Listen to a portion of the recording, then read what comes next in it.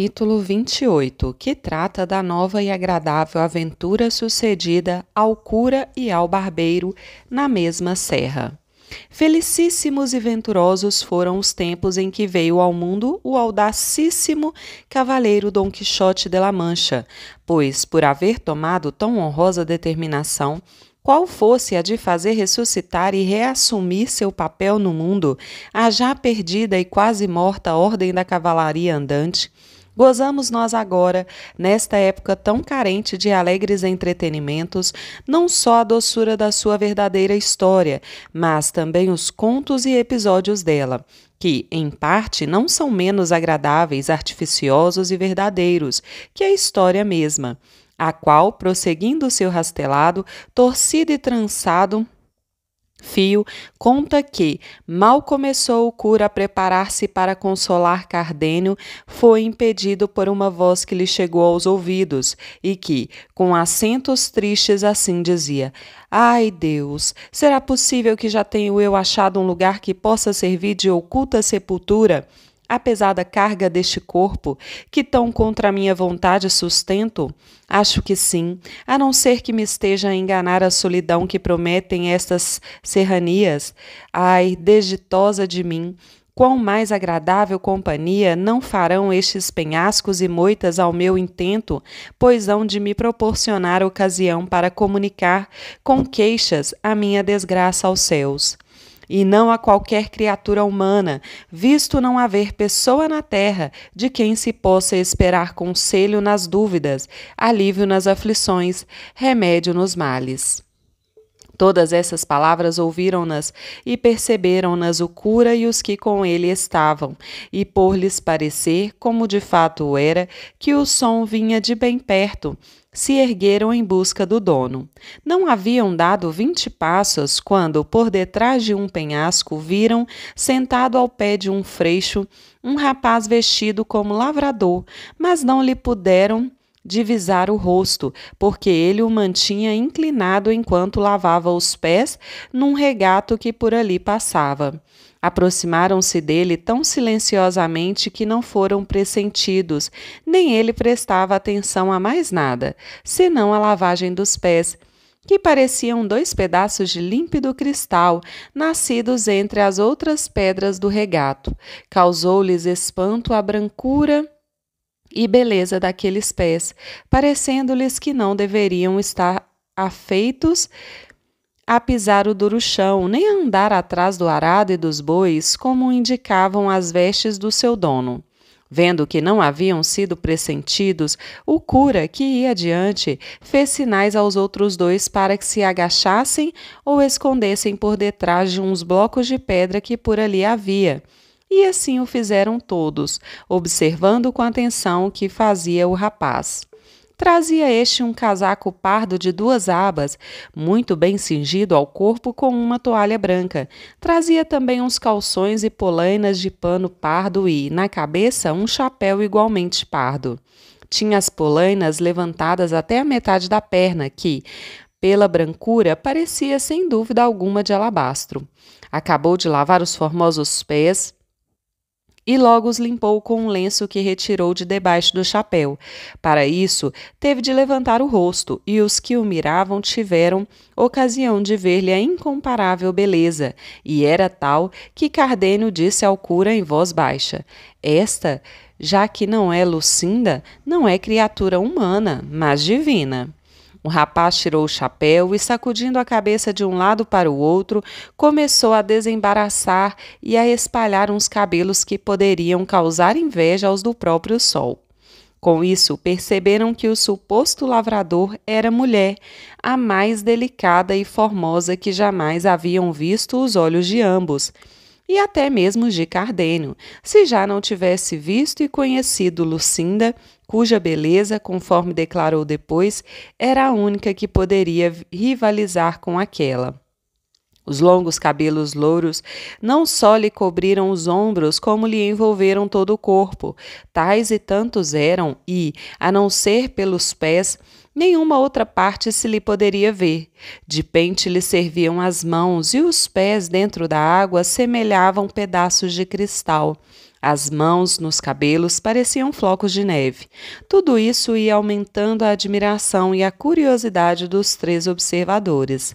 Assim, resolveram mostrar-se, mas, ao movimento que fizeram para pôr-se em pé, a formosa jovem alçou a cabeça e, afastando com ambas as mãos os cabelos que lhe cobriam os olhos, voltou-se para os que haviam feito o ruído.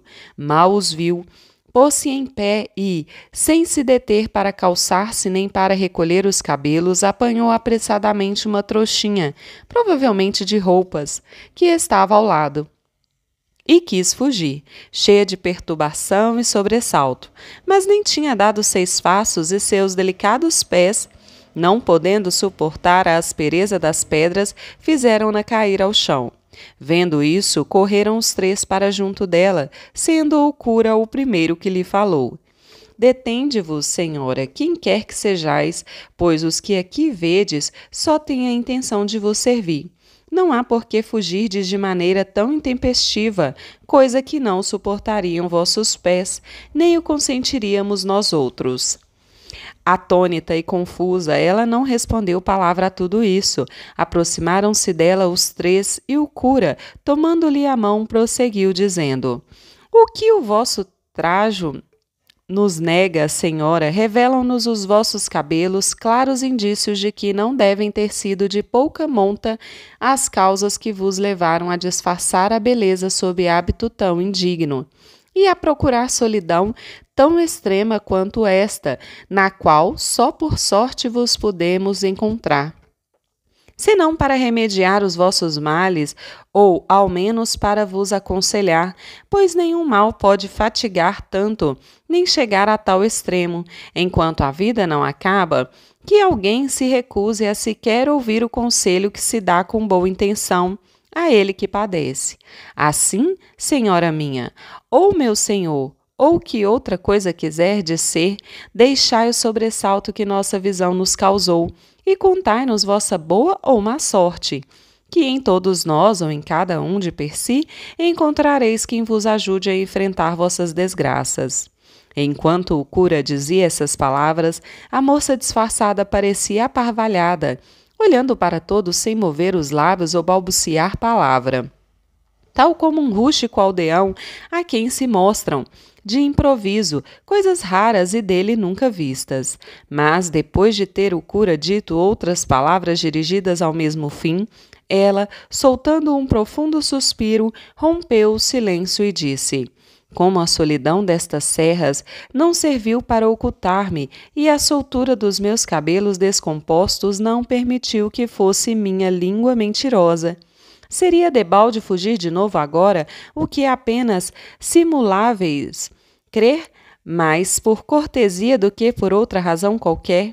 Isto pressuposto, agradeço-vos, senhores, o oferecimento que me fizestes, e que me deixou na obrigação de vos satisfazer em tudo o que me pedistes, embora eu tema que a narrativa das minhas desditas vos cause, a par da compaixão, desgosto, porque não havereis de achar remédio para curá-las, nem consolo para entretê-las. Apesar de tudo, porém, e para que não ande minha honra a vacilar nas vossas intenções, agora que me reconhecestes como mulher e que me tendes pela frente como uma jovem sozinha e metida nestes trajes, coisas todas que, juntas e cada uma de per si, podem deitar por terra qualquer honesto propósito. Vou contar-vos o que preferiria calar, se pudesse. Disse tudo isso sem se interromper.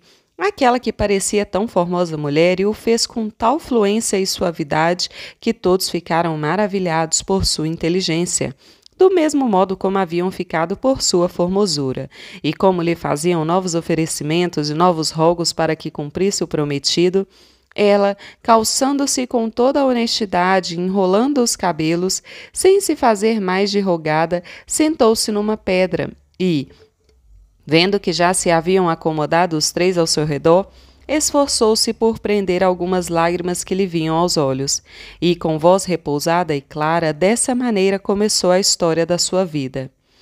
Há nessa Andaluzia um lugar cujo nome serve de título a um duque, dos que se chamam grandes de Espanha.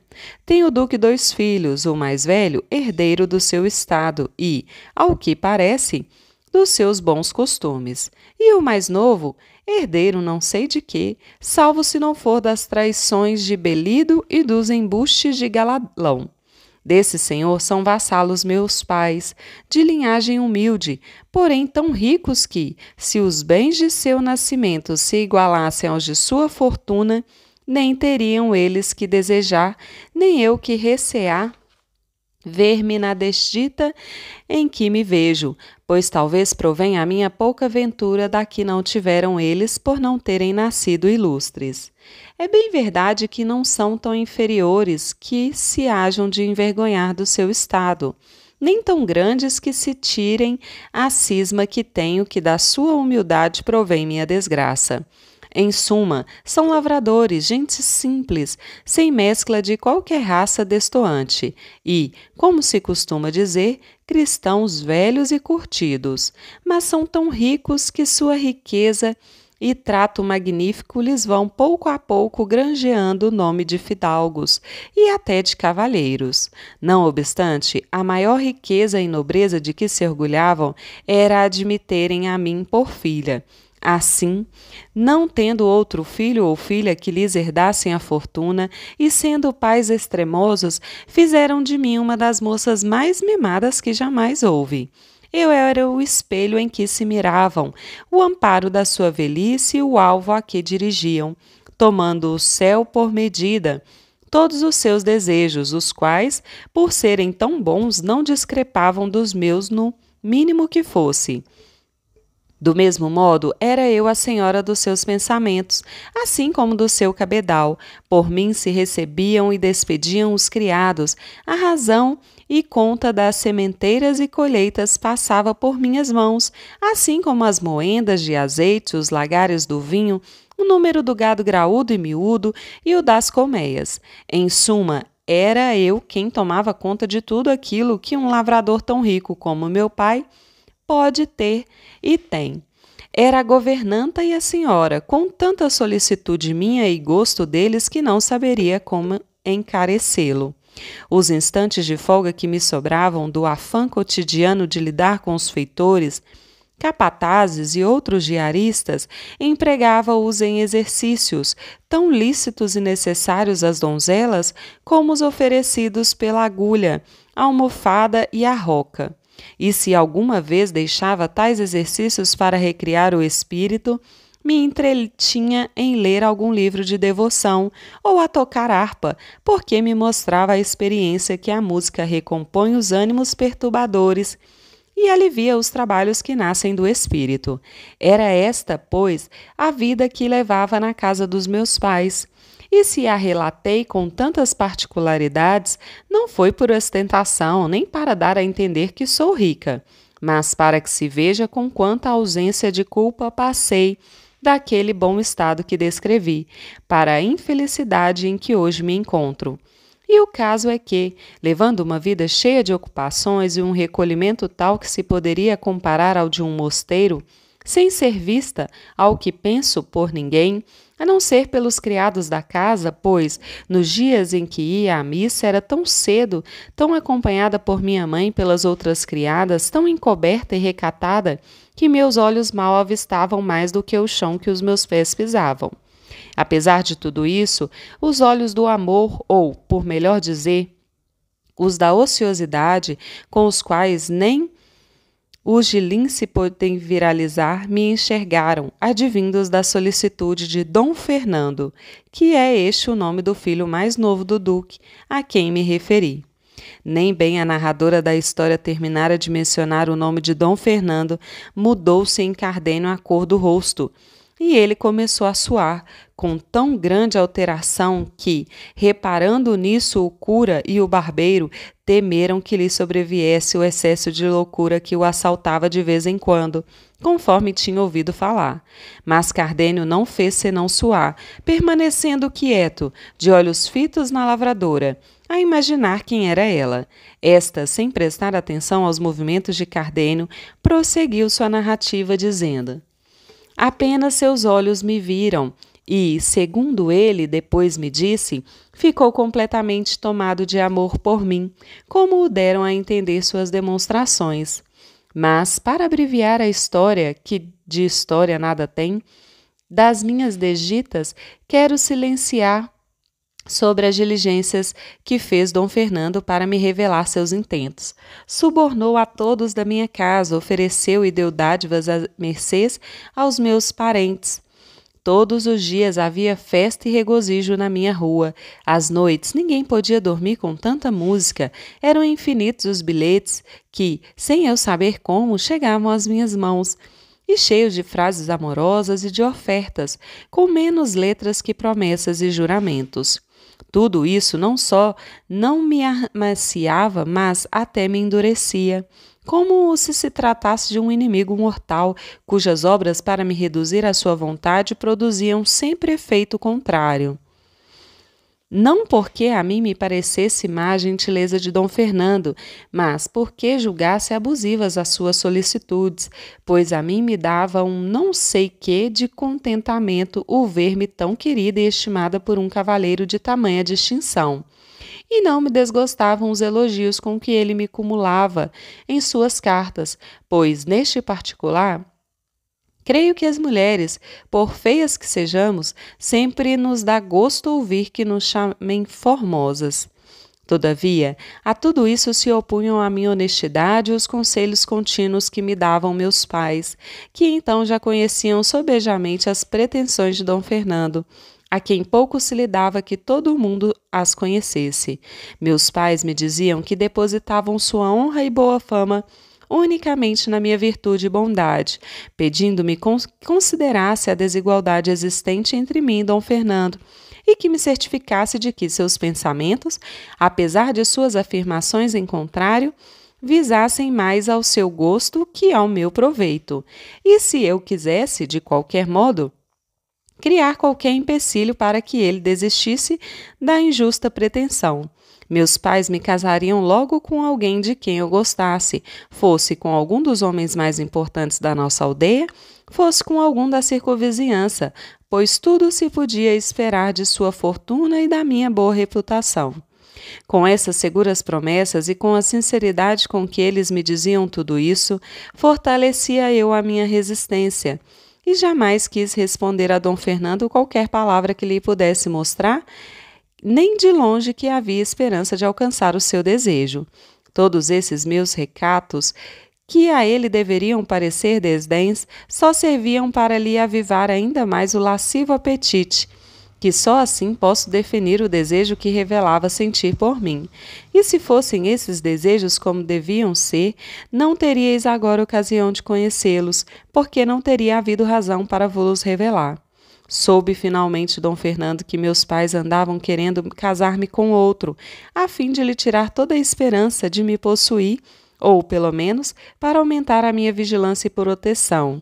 E esta suspeita fez com que ele procedesse de modo que ides ouvir. Uma noite, estando eu no meu quarto, em companhia apenas de uma moça que me servia, tendo as portas bem fechadas, no receio de que algum descuido pudesse pôr em perigo a minha honestidade, eis que, sem que eu soubesse ou imaginasse como, o vejo diante de mim, sem embargo de todos os meus recatos e preocupações, na solidão do meu silêncio e de minha clausura, ao vê-lo turvou-se-me a vista de tal maneira que minha língua emudeceu e nem consegui gritar. Creio que, mesmo que, se o conseguisse, ele não me permitiria fazê-lo, pois logo se chegou a mim e, tomando-me nos braços, porque eu, como disse, não tive forças para me defender de tão perturbada que estava, começou a dizer tais coisas que não sei como pode ser tão hábil a mentira, a ponto de as compor de molde, a parecerem tão verdadeiras. Conseguia o traidor com que suas lágrimas dessem crédito às suas palavras e os suspiros às suas boas intenções. Eu, pobrezinha, sozinha entre os meus Despreparada para enfrentar casos semelhantes, principiei, não sei de que modo, a tomar por verdadeiras as mentiras que ouvia, mas não a ponto de que suas lágrimas e suspiros me movessem a compaixão menos honesta. Assim, passado aquele primeiro sobressalto, recobrei algum tanto a perdida presença de espírito e, com mais firme do que julguei pudesse possuir, lhe disse: Se, como estou em seus braços, Senhor, estivesse entre os de um leão feroz e, para livrar-me deles, precisasse fazer ou dizer coisas prejudiciais à minha honestidade, ter-me-ia sido tão impossível fazê-las ou dizê-las, como me foi impossível deixar de agir como agi. Assim como tens o meu corpo cingido aos teus braços, tenho eu a alma presa aos meus bons desejos, tão diferentes dos teus como verás, se tentares usar da força para consegui-los. Sou tua vassala, mas não tua escrava. A nobreza do teu sangue não tem nem poder, nem pode ter o direito de desonrar e desdenhar a humildade do meu. E tanto me orgulho de mim, vilã e lavradora, como te orgulhas de ti, senhor e cavalheiro. Nenhum efeito produzirão sobre mim tuas violências, nem hão de ter valor tuas riquezas, nem hão de poder enganar-me tuas palavras, e nem teus suspiros e lágrimas me enternecer. Se eu vir alguma dessas coisas que enumerei num esposo escolhido por meus pais, a sua vontade se ajustaria à minha, e minha vontade não se rebelaria, opondo-se à dele, de modo que, mesmo sem o desejar, mas tão somente porque permaneceria com honra, de bom grado lhe entregaria aquilo que tu, Senhor, agora me tentas tomar à força. E tudo isto, me disse, foi para que não se pense que de mim pode alcançar alguma coisa aquele que não for meu legítimo esposo. Respondendo assim, falou o desleal cavalheiro: Se é apenas isso que te preocupa, belíssima Doroteia, que é esse o nome desta infeliz, desde já te dou a mão e juro ser teu, e sejam testemunhas desta verdade os céus, aqui nada se esconde, e esta imagem de Nossa Senhora que aqui tens. Quando Cardenio ouviu a jovem dizer que se chamava Doroteia, tornou de novo aos seus sobressaltos e acabou de confirmar por verdadeira a sua primeira suspeita. Todavia não quis interromper o relato, para ver no que ia parar o que ele já quase sabia. Disse apenas: Então, teu nome é Doroteia, senhora? De outra já ouvi dizer o mesmo, e talvez corram parelhas as vossas desditas. Continua, e tempo virá em que te hei de revelar coisas que te haverão de causar, no mesmo grau, tanto espanto como ressentimento. Reparou Doroteia nas palavras de Cardenio e no seu trajo estranho e mal ajambrado, e lhe rogou que, se sabia algo acerca de seu caso, lhe dissesse logo, porque, se alguma coisa boa lhe deixara a sorte, era o ânimo com que suportava qualquer infortúnio que lhe sobreviesse, segura de que, no seu entender, nenhum lhe poderia advir que acrescentasse um ponto aos que já sofrera. Iria dizer-te o que penso, sem perda de tempo, senhora, respondeu Cardenio, se fosse verdade o que imagino, mas não há de faltar ocasião, nem te importa nada sabê-lo aqui e agora. Seja o que for, respondeu Doroteia, o que se segue na minha narrativa é que, tomando Dom Fernando uma imagem que estava no aposento, a invocou por testemunha do nosso casamento. Com eficacíssimas razões e extraordinárias juras, deu-me a palavra de ser meu marido, sem embargo de que, antes de terminar, eu tivesse prevenido de que pensasse bem no que ia fazer e considerasse o quanto se havia de aborrecer o seu pai ao vê-lo casado com uma aldeã, uma vassala, que lhe não cegasse a minha formosura, pois tal qual era, não era bastante para desculpar seu erro, e que, se algum bem me queria fazer pelo amor que me tinha, deixasse correr-me a sorte como convinha à minha qualidade, porque casamentos tão desiguais nunca se mantêm duradouramente com o mesmo prazer e gosto com que principiam. Disse-lhe tudo isso, que aqui estou repetindo, e ainda muitas outras coisas de que não me lembro, mas de nada serviram para que ele desistisse de prosseguir no seu intento. Pois quem não pretende pagar não faz questão de gatear, nem repara nos inconvenientes. Nessa altura, pus-me a refletir comigo mesma, imaginando: não serei a primeira que, por via do matrimônio, haja subido de condição humilde a nobre, nem será Dom Fernando o primeiro a quem a formosura, ou, o que é o mais certo, a cega paixão havia feito procurar companheira de condição inferior à sua, já que não estou descobrindo novos mundos ou inventando novos costumes. Não há mal em aceitar esta honra que a sorte me oferece, embora, neste caso, a vontade de cumpri-la não dure nele mais que a satisfação do desejo. No final das contas, serei sua esposa diante de Deus. Se o despeço com desdém, ele, em lugar de proceder como deve, usará da força, e ficarei desonrada.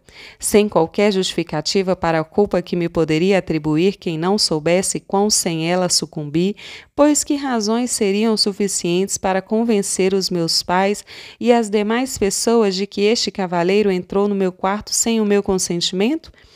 Todas essas perguntas e respostas revolvi-as um instante na imaginação e, sobretudo, começaram a tomar forças e a inclinar-me ao que foi, sem eu pensar, a minha perdição. Os juramentos de Dom Fernando, os testemunhos que invocara, as lágrimas que derramara e, finalmente, sua disposição e gentileza, que, acompanhadas de tantas mostras de verdadeiro amor, fariam render-se qualquer outro coração tão livre e recatado como o meu. Chamei a criada para que uma testemunha da terra se ajuntasse às do céu. Tornou Dom Fernando a reiterar e confirmar seus juramentos, invocando nossos santos por testemunhas. Formulou sobre si mesmo 1000 futuras maldições se não cumprisse o que prometia, tornou a umedecer os olhos e a renovar os suspiros, apertou-me mais nos seus braços, dos quais nunca me havia largado. E com isso, e com sair do quarto a moça, deixou eu de o ser, e ele completou sua ação de traidor e perjuro. O dia que se seguiu à noite da minha desgraça não chegou tão depressa como creio que Dom Fernando desejava, porque, saciado aquilo que reclama o apetite, o que se quer é fugir o mais rapidamente possível do lugar onde ele se saciou. Digo isto porque Dom Fernando se deu pressa em partir e o fez com o auxílio da minha criada, que era quem o havia introduzido ali, e foi quem o conduziu à rua antes do amanhecer. Ao despedir-se de mim, embora não com tanto afinco e veemência como quando entrou, disse-me que estivesse segura da sua promessa e de sermos firmes e verdadeiros os seus juramentos e, para maior confirmação da sua palavra, tirou do dedo um rico anel e o pôs no meu. Finalmente, partiu e eu fiquei, não sei se triste ou alegre, só sei dizer que fiquei confusa e pensativa e quase fora de mim como um novo acontecimento. E não tive ânimo, ou não me lembrei de punir a criada pela traição de conduzir Dom Fernando ao meu quarto, porquanto ainda não decidira se tinha sido bom ou mal o que me sucedera. Quando partiu Dom Fernando, disse-lhe que pelo mesmo caminho que tomara aquela noite poderia ver-me nas seguintes, pois eu era sua. Isso se tornaria público tão logo ele assim o quisesse. Mas ele não mais voltou, a não ser na noite seguinte. Depois, não mais o pude ver na rua nem na igreja por mais de um mês. Cansei-me em vão de chamá-lo, pois soube que estava na vila e na maior parte dos dias costumava ir à caça, exercício que apreciava sobremodo. Lembro-me bem de que todos esses dias e essas horas foram para mim aziagos e minguados, e de que comecei a duvidar e descrer das promessas de Dom Fernando. Lembro-me também de que minha criada ouviu, então, palavras de repreensão pelo seu atrevimento, as que não tinha ouvido antes, e de que me esforcei por conter as lágrimas e manter a compostura do meu rosto, para não dar ocasião a que me perguntassem meus pais, o que me entristecia, obrigando-me a inventar mentiras para lhes responder.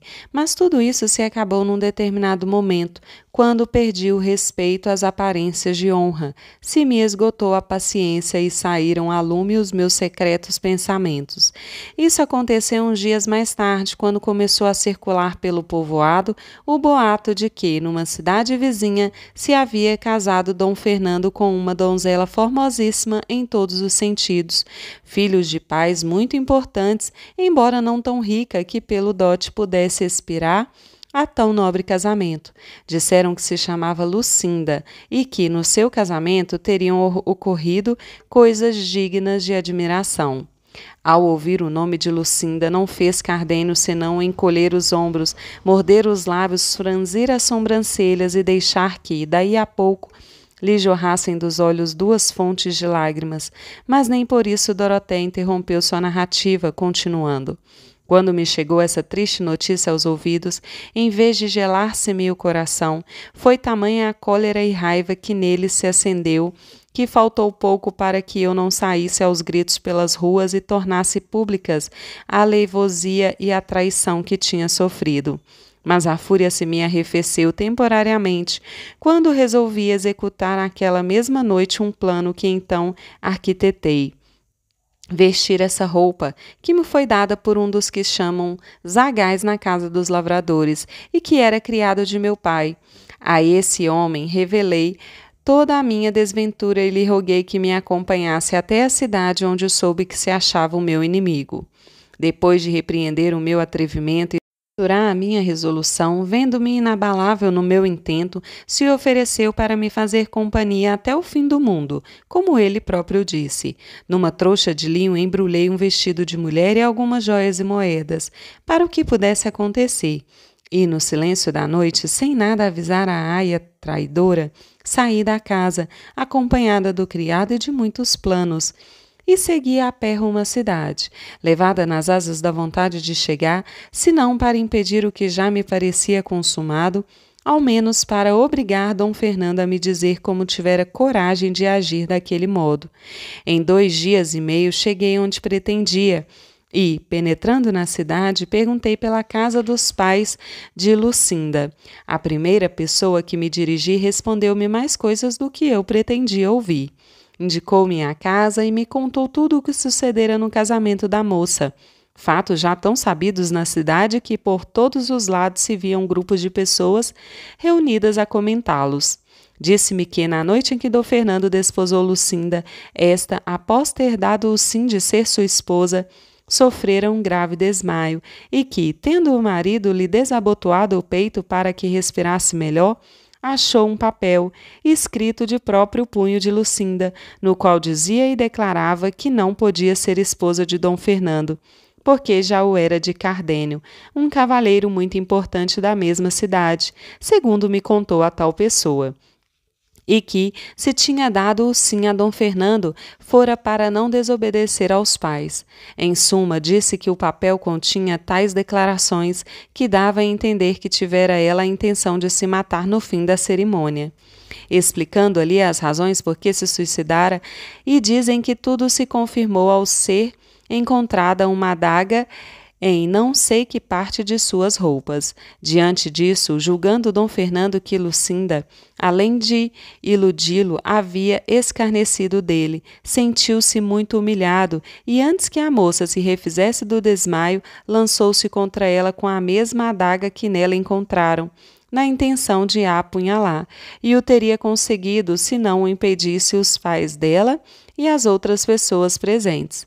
Disseram ainda que Dom Fernando desaparecera e que Lucinda não tornara a si de seu paroxismo senão no dia seguinte, quando então contou aos pais que era, na verdade, esposa do tal Cardenio, de quem já falei. Soube também que Cardenio, segundo se disse, estivera presente ao casamento, mas que, vendo-a casada com outro, coisa que jamais imaginara, saiu da cidade desesperado, deixando-lhe antes uma carta, onde explicava que, em razão da ofensa que lhe fizera Lucinda, ele se retirava para onde ninguém mais o visse. Tudo isso era público e notório na cidade e alvo de todos os comentários. E o falatório mais aumentou quando se ficou sabendo que Lucinda fugira da casa dos pais e da cidade, pois não fora encontrada em toda ela. Seus pais quase perderam o juízo e não sabiam o que fazer para achá-la. Essas informações fizeram renascer todas as minhas esperanças e achei melhor não ter encontrado Dom Fernando a tê-lo encontrado casado, parecendo-me que ainda não estariam de todo fechadas as portas à minha reparação, levando-me a crer que bem podia o céu ter posto aquele impedimento no segundo matrimônio, para fazê-lo perceber o que devia ao primeiro, dando-se conta de que era cristão e estava mais obrigado por sua alma que pelo respeito humano. Todas essas coisas se revolviam na minha imaginação, e eu me consolava sem ter consolo, fingindo esperanças difusas e desmaiadas, para entreter uma vida que já me fastia. Achando-me, pois, na cidade, sem saber o que deveria fazer de mim, uma vez que não encontrara Dom Fernando, chegou-me aos ouvidos um pregão público, segundo o qual se prometia grande recompensa a quem me achasse. Informando quanto à minha idade e ao trajo que eu vestia, dizia ainda que eu fora raptada da casa dos meus pais pelo moço que me acompanhava, coisa que me magoou profundamente, por ver quão desacreditada eu andava, já que me não bastava perder o crédito com a fuga, mas havia de perdê-lo também com um sujeito tão baixo e tão indigno de meus bons pensamentos. Logo que ouvi o pregão, saí da cidade com um criado que participara a dar mostras de titubear na promessa de fidelidade que me tinha feito. Assim, naquela noite nos embrenhamos no âmago dessas montanhas, temendo ser achados juntos. Porém, como, segundo se diz, um mal chama o outro e o fim de uma desgraça costuma ser o princípio de outra maior. Assim me sucedeu, pois o criado, que até então fora fiel e de confiança, ao se ver a sós comigo, incitado mais por sua velhacaria que por minha formosura, quis aproveitar-se da ocasião que, a seu ver, estes ermos lhe ofereciam e, com pouca vergonha e menos temor de Deus nem respeito a mim, tentou me seduzir.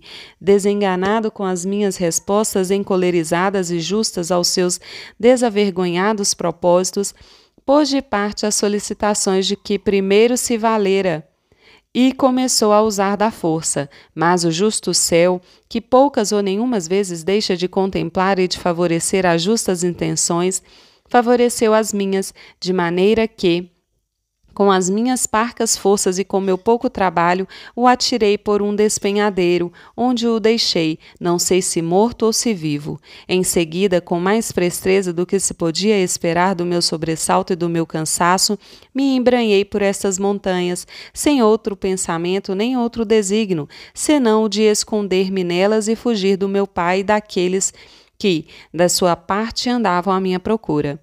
Com este desejo, aqui me acho. Há não sei quantos meses, encontrei um criador de gado que me levou como seu criado a um lugar nas entranhas dessa serra. Servi-lhe de zagal todo este tempo, procurando estar sempre no campo para encobrir estes cabelos, que agora tão inesperadamente descobristes, mas toda a minha indústria e solicitude que me foram de nenhum proveito, pois meu patrão acabou por descobrir que eu não era varão, nascendo-lhe o mesmo mau pensamento que perturbara o meu criado. E como nem sempre a fortuna traz os males atrelados aos remédios, não achei naquele momento um despenhadeiro ou barranco onde pudesse empurrá-lo e desempenhá-lo, tal como fizera o criado. Assim, tive por menor inconveniente fugir e esconder-me de novo entre essas asperezas do que medir com ele as minhas forças ou as minhas escusas. Desse modo, outra vez me embosquei e voltei a procurar um lugar onde pudesse, sem qualquer impedimento, e entre suspiros e lágrimas, rogar ao céu que me condoesse de minha desventura e me fornecesse a oportunidade e o modo de sair dela, ou então de perder a vida nessas solidões, sem que restasse lembrança dessa triste criatura, que tão sem culpa terá dado motivo a que dela se falasse e se murmurasse na sua terra e nas alheias.